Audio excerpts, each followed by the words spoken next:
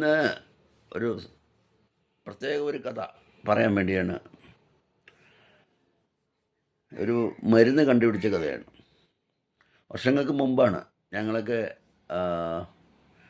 20 വയസ്സിൻ്റെ ആ ഒരു റേഞ്ചിലുള്ള സമയം. 25 കാര്യം ഞാൻ കല്യാണം കഴിഞ്ഞു.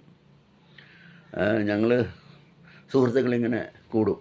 അപ്പോൾ എൻ്റെ പ്രിയ സുഹൃത്ത് അനൂജ്, അദ്ദേഹമാണ് ആദ്യമായിട്ട് ഈ ഇംഗ്ലീഷ് സിംഗിൾസ് പാടി ആൽബം ഇറക്കിയതും സി ഡി ആൽബം ഇറക്കിയത്. അദ്ദേഹമാണ് കാർട്ടൂൺ, നല്ലൊരു കാർട്ടൂൺ സോങ് ഇറക്കിയ അനൂജ്. നല്ല സിംഗറാണ്, ഹിന്ദി സിംഗർ. പിന്നെ എൻ്റെ അടുത്ത പ്രിയ സുഹൃത്ത് സഫർ, MM സഫർ, വ്യാപാരി വ്യവസായയുടെ നേതാവൊക്കെ ആയിട്ടുള്ള പഴയ മന്ത്രി MM ഹസൻ സാറിൻ്റെ അനുജൻ. ഞങ്ങൾ ഫാമിലി സഹിതം വളരെ സൗഹാർദ്ദപരമായിട്ട് സന്തോഷമായിട്ട് ഇങ്ങനെ കൂട്ടുകൂടുന്ന കുടുംബ സംഗമമൊക്കെ നടത്തുന്ന ഒരു സമയമാണ്. കുട്ടികളൊക്കെ വളരെ ചെറുത്. അപ്പം അനൂജിന് കുട്ടികളായിട്ടില്ല.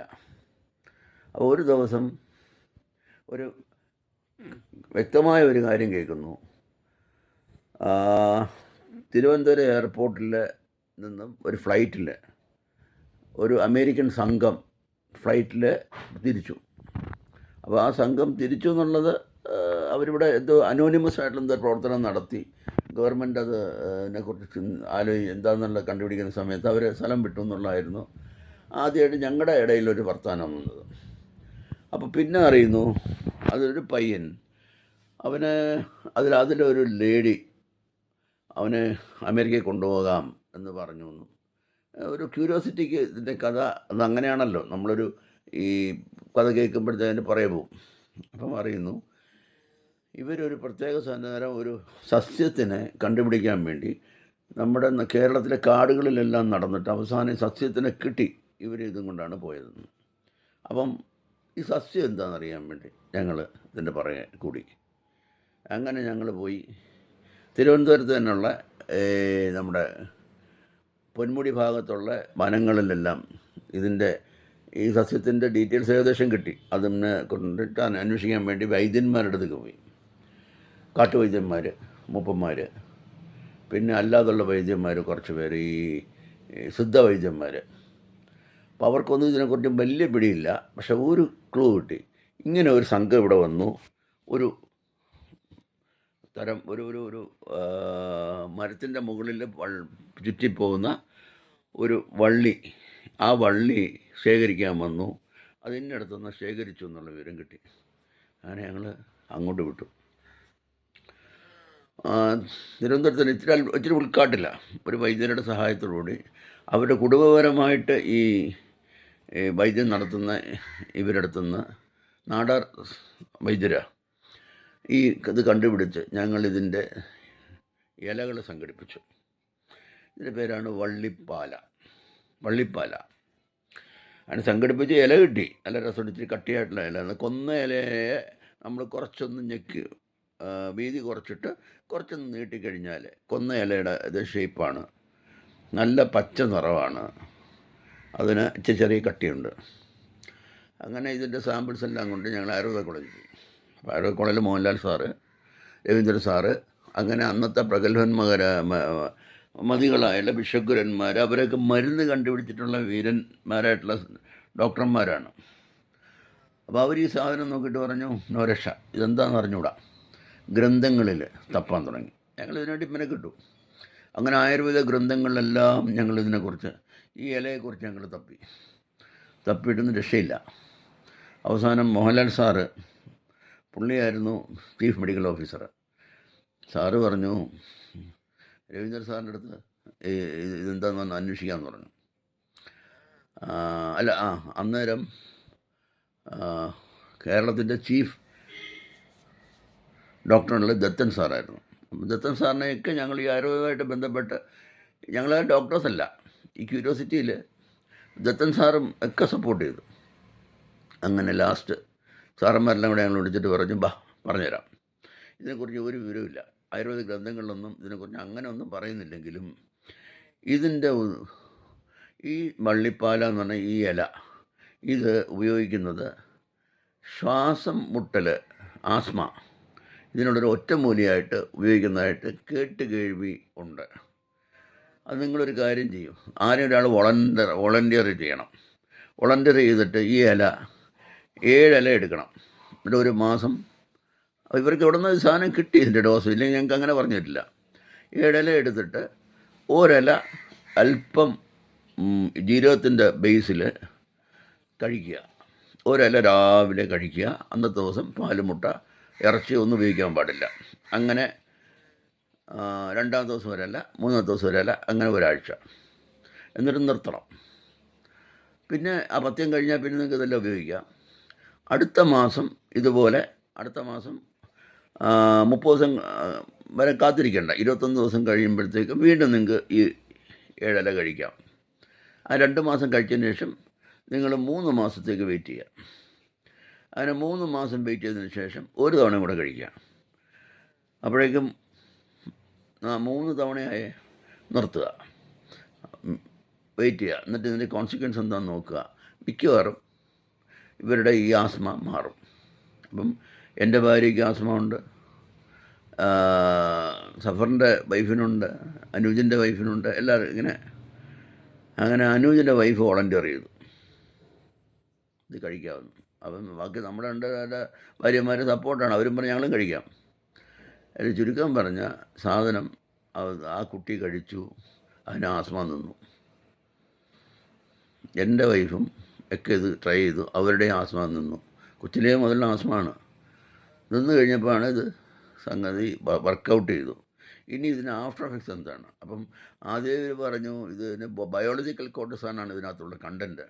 അപ്പോൾ സ്വാഭാവികമായിട്ടും കോർട്ടിസോൺ കണ്ടൻസിൽ അവസാനം പിന്നെ സൈഡ് എഫക്ട്സ് ആയിട്ട് ഇതിന് വണ്ണം വെക്കും, ചിലപ്പം ബോഡിയിൽ എന്ത് ഇംബാലൻസ് ഒക്കെ വരും. അതൊക്കെ നമുക്ക് നോട്ട് ചെയ്യണം, ഇല്ലെങ്കിൽ വെറുതെ ഇത് ആരോടും പറഞ്ഞു കളയില്ലെന്ന് പറഞ്ഞു. അങ്ങനെ ഞങ്ങളിത് ആരോടും പറഞ്ഞില്ല. പക്ഷെ ഞങ്ങളുടെ ഭാര്യമാർക്കെല്ലാവർക്കും ശ്വാസം മുട്ടലിന് കുറവുണ്ടായി. വള്ളിപ്പാല ഞങ്ങൾ എൻ്റെ ഒരു ചെറിയൊരു തൈ സംഘടിപ്പിച്ച് ഞാൻ വീട്ടിൽ കൊണ്ടുവന്ന് കൃഷി ചെയ്തു. ഈ വിവരം എങ്ങനെയൊക്കെയോ കാട്ടുതീ പോലെ ഇവിടുത്തെ ലോക്കൽ ഡോക്ടേഴ്സിൻ്റെ ഇടയിലൊക്കെ അറിഞ്ഞു. അങ്ങനെ പേരെടുത്ത് ഇന്നത്തെ തിരുവനന്തപുരത്ത് മെഡിക്കൽ കോളേജിലേക്കുള്ള ഒരു, അന്ന് അദ്ദേഹം പ്രാക്ടീസ് ചെയ്തുകൊണ്ടിരിക്കുന്ന തുടങ്ങി നല്ല പേരെടുത്ത കാലമാണ്. അന്ന് അദ്ദേഹം ഞങ്ങളെ വിളിപ്പിക്കുന്നു ഇതിനെക്കുറിച്ച് അന്വേഷിക്കാൻ. ഇത് നമുക്ക് മാത്രം വെച്ചുകൊണ്ടിരുന്നിട്ട് കാര്യമില്ലല്ലോ, കൊടുക്കണമല്ലോ. അങ്ങനെ അദ്ദേഹത്തിന് ഈ മരുന്ന് ഞങ്ങൾ പറഞ്ഞു കൊടുത്തു. അപ്പോഴാണ് തിരുവനന്തപുരത്തിലെ ആശ്രമത്തിലെ സ്വാമിക്ക് ഈ ഇല വേണം.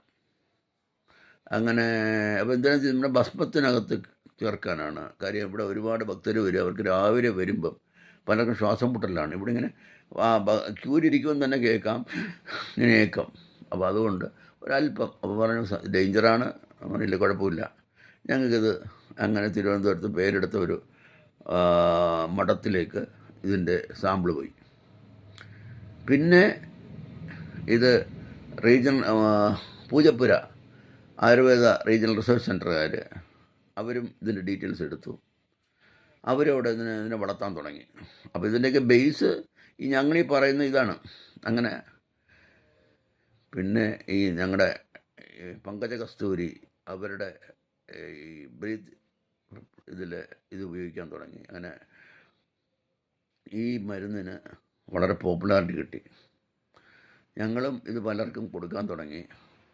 പിന്നെ 2 വർഷത്തിനകത്ത് ഞങ്ങൾ അറിയുന്നു പൂജപ്പുര, അത് നമുക്ക് ഈ കോൺട്രാക്റ്റിലെ പേഴ്സൺ തന്നെ പറഞ്ഞു, നിങ്ങൾക്കിനി ഇല വേണമെങ്കിൽ വല്ലയിടത്തും പോയി അലയണ്ട, മറ്റേ ഞങ്ങൾ ഇലയ്ക്ക് വേണ്ടി കാട്ടിലൊക്കെ പോകണം, അപ്പോൾ അലയണ്ട, ഈ സാധനം ഞങ്ങൾ ഇവിടെ സപ്ലൈ ചെയ്യാൻ തുടങ്ങി. നിങ്ങൾ പൂജപ്പുര വന്നിട്ട് ബുക്ക് ചെയ്യണം ഇല, അപ്പം അവിടെ നിന്ന് ഇല തരാമെന്ന് പറഞ്ഞു. അങ്ങനെ ഞങ്ങൾ ഇടയ്ക്ക് പൂജപ്പുര പോയി ഇതിനില സംഘടിപ്പിച്ച് മറ്റുള്ളവർക്ക് കൊടുക്കും. കേരളത്തിൽ അങ്ങോളം ഇങ്ങോളം ഇല ഇങ്ങനെ പാഴ്സൽ പോയി.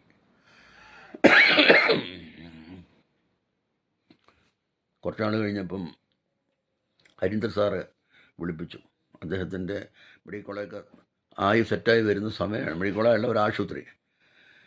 സാറിനൊന്ന് കാണണമെന്ന് പറഞ്ഞു. ഞാൻ എൻ്റെ മദറും കൂടെ, മദറിന് ഇതിന് ഒറ്റമൂലിയുള്ള ഒരുപാട് അറിയാം. അപ്പം ആ മദറിനെ കൊണ്ടുപോയി. അഡീഷണൽ സെക്രട്ടറിയിലെ അഡീഷണൽ സെക്രട്ടറി ആയിരുന്നു സുബീത ബീവി, മരണപ്പെട്ടു പോയി. അപ്പം അമ്മയുടെ ഓർമ്മയും കൂടാണ്. അപ്പം ഞങ്ങളവിടെ ചെന്നപ്പോഴത്തേക്കും സാറ് ഞങ്ങളുടെ അടുത്ത് പറഞ്ഞു, എൻ്റെ അടുത്ത് പ്രത്യേകിച്ച് പറഞ്ഞു, ഈ ഇല നിങ്ങൾ ആർക്കൊക്കെ കൊടുക്കുന്നു? അപ്പം ഞാൻ പറഞ്ഞു, ഇങ്ങനെ ചോദിക്കുന്നവർക്കെല്ലാം ഞങ്ങൾ ഇല കൊടുക്കുന്നുണ്ട്. അപ്പം പറഞ്ഞു ഡേഞ്ചറാണ്. ഇലയുടെ പ്രത്യേകത എന്ന് പറഞ്ഞാൽ, ഹാർട്ട് അറ്റാക്ക് വരുന്ന രോഗികൾ ഈ ഇല കടിച്ചാൽ ഇമ്മീഡിയറ്റായിട്ട് അവർക്ക് അറ്റാക്ക് വരും. ഇത് അതിൻ്റെ ഒരു വലിയൊരു കുഴപ്പമാണ്. നിങ്ങൾ ആർക്കും പറഞ്ഞു കൊടുക്കരുത്. ഞങ്ങളിത് പ്രൂവ്ഡാണ്. ഹാർട്ട് അറ്റാക്ക്, അപ്പോൾ നിങ്ങളിത് സോർബിട്രേറ്റ് കൈ വെച്ചേക്കണം. ഇവർക്ക് പാൽപിറ്റേഷൻ സ്റ്റാർട്ട് ചെയ്ത ഉടനെ സോർബിട്രേറ്റ് കൊടുത്തേക്കണം. അതാണ് മരുന്ന്. പിന്നെ നേരെ ആശുപത്രി കൊണ്ടുപോവുക. അപ്പം ഈ ഇല ഡേഞ്ചറാണ്, നിങ്ങൾ അപ്ലൈ ചെയ്യാൻ പാടില്ല എന്നുണ്ട്. അങ്ങനെ ഞങ്ങൾ ഈ ഇല നാട്ടുകാർക്ക് കൊടുക്കുന്ന പരിപാടി നിർത്തി. ഇന്ന് ഇതിൻ്റെ മരുന്നുകൾ ഒരുപാട് ഇറങ്ങുന്നുണ്ട്. അങ്ങനെയാണ് വള്ളിപ്പാല ഞങ്ങൾ വഴി ഇങ്ങനെ ഒരു മരുന്നായിട്ട് വന്നത്. അപ്പം ഇതൊക്കെയാണ് നമ്മളൊരു കാര്യത്തിന് പുറകെ നടന്ന്, എന്താണ് ഒരു ക്യൂരിയോസിറ്റി പോയാൽ പോലും നന്മ ചിന്തിച്ച് പോയി കഴിഞ്ഞാൽ അത് ഒരുപാട് പേർക്ക്, കോടിക്കണക്കിന് ആൾക്കാർക്ക് നന്മ ഉണ്ടാകുന്ന ഒരു സംഭവമായിട്ട് മാറും. അങ്ങനെ ഒരു സംഭവമാണ് ഇന്ന് ഞാൻ പറഞ്ഞത്.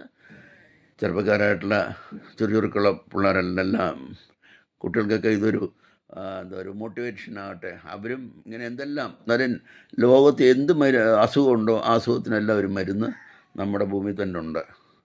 അങ്ങനെയാണ് ഈ വള്ളിപ്പാല എന്ന് പറഞ്ഞ ഈ ഇല ഞങ്ങൾക്ക് കണ്ടുപിടിക്കാനും മറ്റുള്ളവർക്ക് കൊടുക്കാനുമുള്ള ഒരു സാഹചര്യം ഉണ്ടായത്. അപ്പം ഇതിനെക്കുറിച്ച് പറഞ്ഞുകൊണ്ടും, അനുജിൻ്റെ ഭാര്യ മരണപ്പെട്ടു പോയി, അവരുടെ സ്മരണയ്ക്ക്, എൻ്റെ മദറിൻ്റെ സ്മരണയ്ക്ക് ആയിട്ട് ഇത് സമർപ്പിക്കുന്നു. നന്ദി, നമസ്കാരം, ബൈ ബൈ.